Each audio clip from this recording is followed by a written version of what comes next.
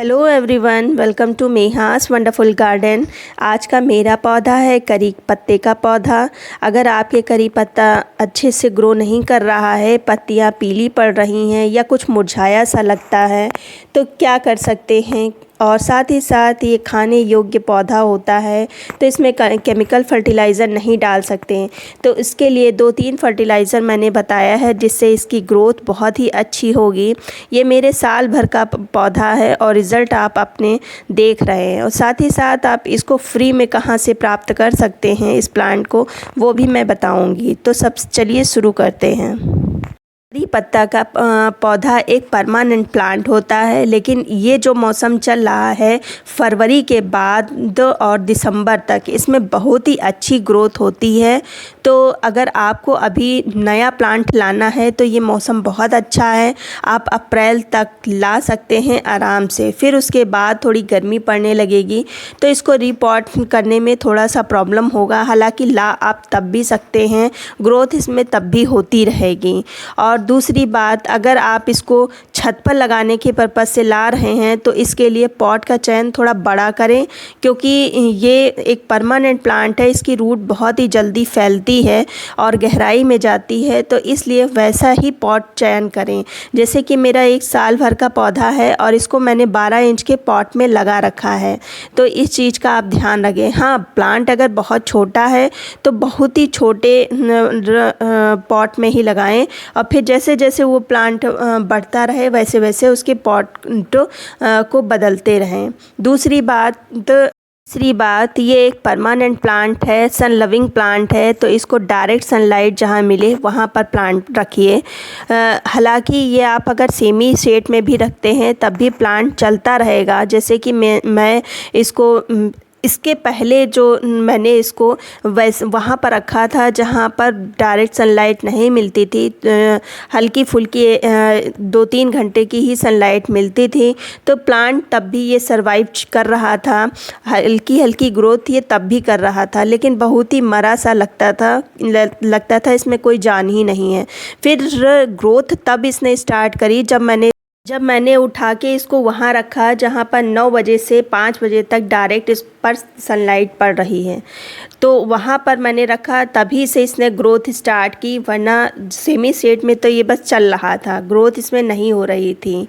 अब अगर बात करें कि अगर आपका पौधा लंबा लंबा सा ग्रो कर रहा है तो उसकी प्रूनिंग करना बहुत ही ज़रूरी है। जैसे कि आप मेरे ये प्लांट देख रहे हैं, मैंने ऊपर से इसको कट किया है, तभी इसमें जहाँ से आप कट करेंगे वहीं से 3-4 ब्रांचेस निकलेंगी, जैसे कि ये मेरे प्लांट देख रहे हैं। तो प्रूनिंग बहुत ही ज़रूरी है, जैसे कि ब्रांचेस डिवाइड हों।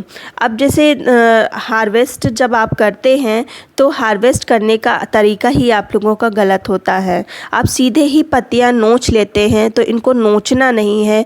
जो प्लांट के ऊपर की टिप होती है, बस सीजर से उसको कट कर दीजिए। आप हार्वेस्टिंग जैसे करते हैं तो इस तरह से करें, तो आपको प्रूनिंग करने की ज़रूरत ही नहीं पड़ेगी। वहीं से नई नई ब्रांचेस होंगी, आपको हार्वेस्ट में करी पत्ता भी मिल जाएगा और साथ ही साथ उसकी प्रूनिंग भी हो जाएगी, जिससे वो प्लांट घना भी होता जाएगा। तो ये इन चीज़ों का ध्यान रखिए।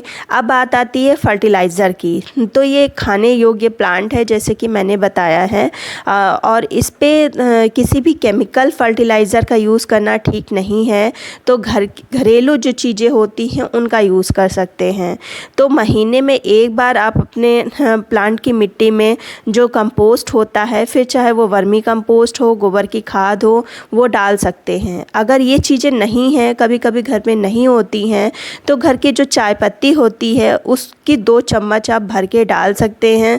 चाय पत्ती एक कंप्लीट NPK का काम करती है। इसमें नाइट्रोजन, पोटेशियम और फास्फोरस तीनों चीज़ें अच्छी मात्रा में पाई जाती हैं।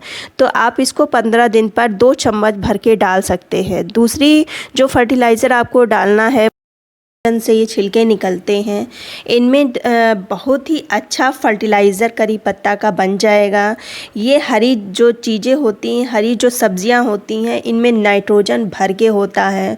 और करी पत्ता है, मनी प्लांट है, इन सबको नाइट्रोजन युक्त फर्टिलाइज़र की ही नीड होती है।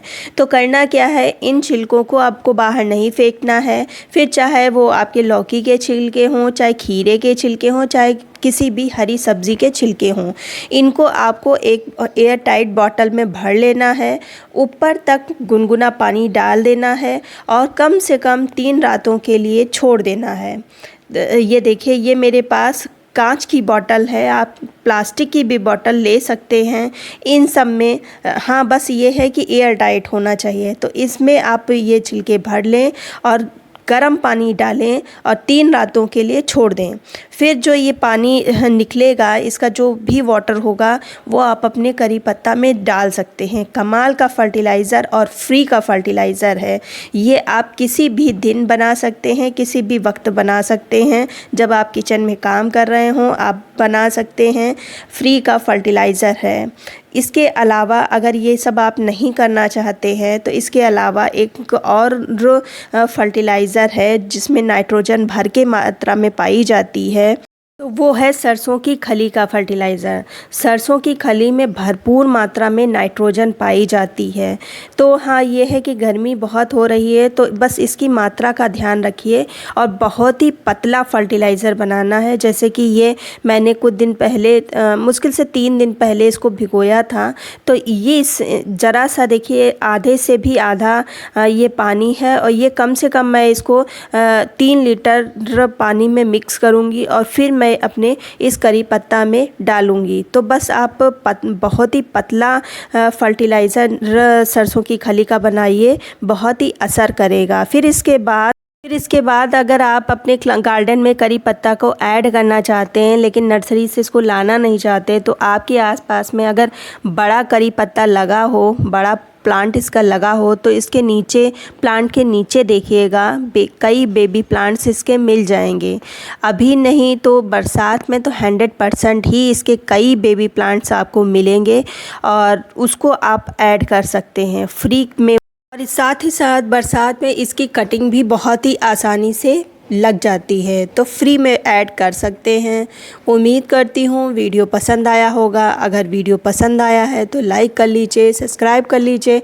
मिलते हैं फिर किसी वीडियो में नई जानकारी के साथ। तब तक की गुड बाय।